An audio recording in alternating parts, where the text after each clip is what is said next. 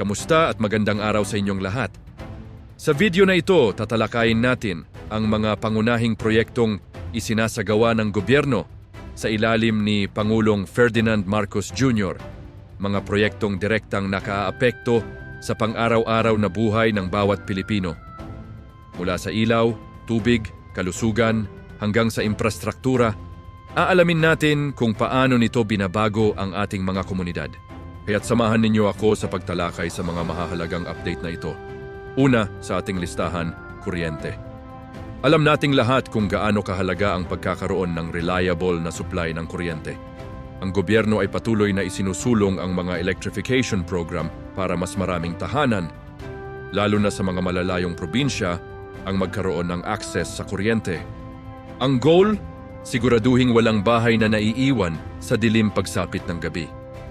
Bukod sa pagpapalawak ng sakop, pinagtutuunan din ng pansin ang pagpapabuti sa kalidad ng serbisyo upang mabawasan ang mga brownout at matiyak ang matatag na power supply na kailangan para sa pag-aaral, pagtatrabaho at pag-unlad ng mga negosyo. Ang bawat bagong poste at linya ng kuryente ay simbolo ng pag-asa at kaunlaran para sa ating mga kababayan. Pangalawa, pag-usapan naman natin ang tubig. Hindi ba't nakakainis kapag bigla na lang nawawalan ng tubig sa gripo? Ang malinis at sapat na supply ng tubig ay isang pangunahing pangangailangan.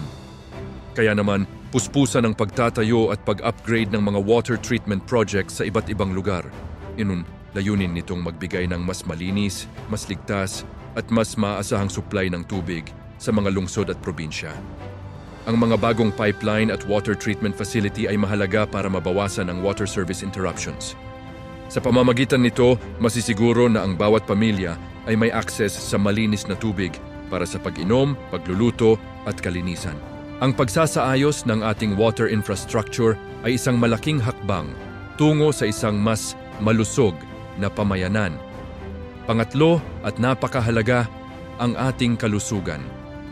Maraming pampublikong ospital sa buong bansa ang sumasailalim ngayon sa malawakang pag-upgrade.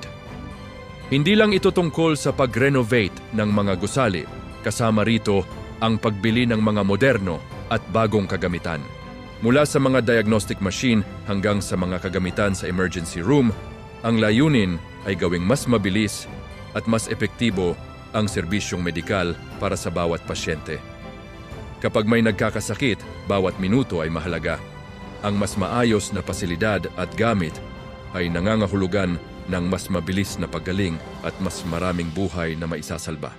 Ito ay pagpapakita na ang kalusugan ng mamamayan ay isang pangunahing prioridad ng administrasyon. Ang pang-apat ay edukasyon, ang pundasyon ng ating kinabukasan. Upang matiyak na ang ating mga kabataan ay nakakatanggap ng dekalidad na edukasyon, patuloy ang pagpapatayo ng mas maraming classroom sa buong bansa. Bukod pa rito, isinusulong din ang paggamit ng digital learning tools. Ang mga computer, tablet at internet access sa mga paaralan ay nagbubukas ng bagong mundo ng kaalaman para sa mga estudyante. Mayroon ding mga student support program na tumutulong sa mga mag-aaral na nangangailangan. Sa pamamagitan ng mas maayos na pasilidad at modernong paraan ng pagtuturo, binibigyan natin ang susunod na henerasyon ng mas magandang pagkakataon na maabot ang kanilang mga pangarap. At ang panglima, infrastruktura. Ang mga bagong kalsada, tulay at farm-to-market road ay hindi lang simpleng semento at bakal. Ang mga ito ang nagsisilbing ugat na nagdudugtong sa mga komunidad at nagpapabilis ng pag-unlad. Kapag mas mabilis ang biyahe, mas mabilis din ang pagdating ng mga produkto sa merkado, mas madali para sa mga tao na makarating sa kanilang trabaho at mas maraming oportunidad ang nabubuksan. Ang bawat bagong kalsada at tulay ay nagpapabilis ng transportasyon, nagpapalago ng ekonomiya sa mga kanayunan at higit sa lahat, nag-uugnay ng mas maraming lugar at tao. Ito ang konkretong simbolo ng pag-usad ng ating bansa. Ngayon, tingnan natin ang mga resulta. Dito makikita natin ang unti-unting pagbabago sa buhay ng mga ordinaryong Pilipino. Mula sa tahanang may ilaw sa gabi, sa gripo na may tuloy-tuloy na agos ng tubig, hanggang sa mas mabilis na biyahe papunta sa trabaho o eskwelahan. Nakikita rin natin ang mga na-upgrade na ospital na handang magbigay ng mas mabilis na serbisyo.